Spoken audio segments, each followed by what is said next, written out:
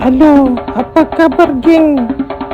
Okey geng, hari ni kita bersama dengan Land Rover dan juga kereta Sultan dulu. Okey guys, dalam banyak negeri saya pergi, saya rasa negeri Pahang lah yang paling saya rasa kuat lah.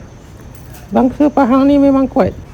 Anda boleh lihat lah, dia punya kawasan bersejarah dah jadi tempat pelancongan, muzium dan dapat memberikan orang kata tempat pelancongan lah. Inilah yang tidak ada di negeri-negeri seperti negeri lain. Mungkin mereka menganggap bahawa pelancongan ni tak mendatangkan hasil.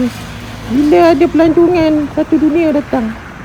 Okey guys, Pahang antara negeri terkaya sejak dulu pun dia kaya. Kalau dia tak masuk Malaysia pun dia kaya lebih kurang macam Brunei, macam Singapura lah. Sebab negeri dia ada emas semua, bauksit. Dekat depan istana ni ada tentera punya lama-lama lah. Dia letak bagus lah. Sepatutnya kita kena fikir macam ni lah. Macam muzium Pahang ni. Okey geng, ini adalah belakang istana. Istana ni sangat lama, pernah jadi rumah residen, pernah jadi istana, pernah jadi tempat Jepun dan pernah jadi orang kata tempat-tempat sejarah lah zaman dulu. High quality lah istana ni. Memang saya cakap dah, dalam banyak-banyak negeri di Malaya ni, Pahang lah antara negeri paling kaya. Sebab dia punya istana, dia boleh buat jadi muzium untuk tatapan rakyat.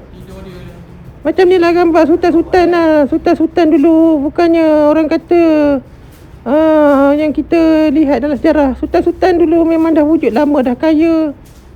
Ni sultan dengan Sultan Arab Saudi, memang dah kaya lah. Memang mereka ni memang dahsyat lah dulu.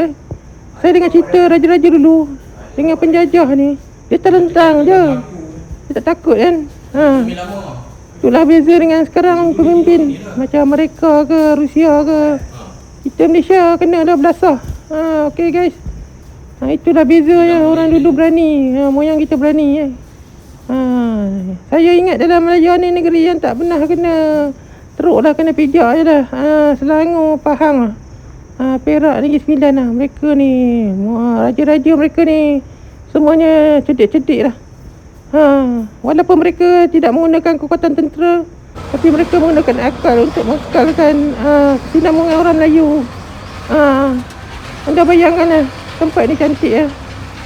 Pada masa sekarang saya tanya banyak orang, tempat ni nilai dia, bukan cakap nilai sejarah dia, nilai bangunan ni dengan tapak ni hampir 1 bilion, 2 bilion. Tak ada jumpa kat tempat lain dah bangunan ni. Bangunan ni dibina tahun 18 lebih, 1870, 80 macam tu lah.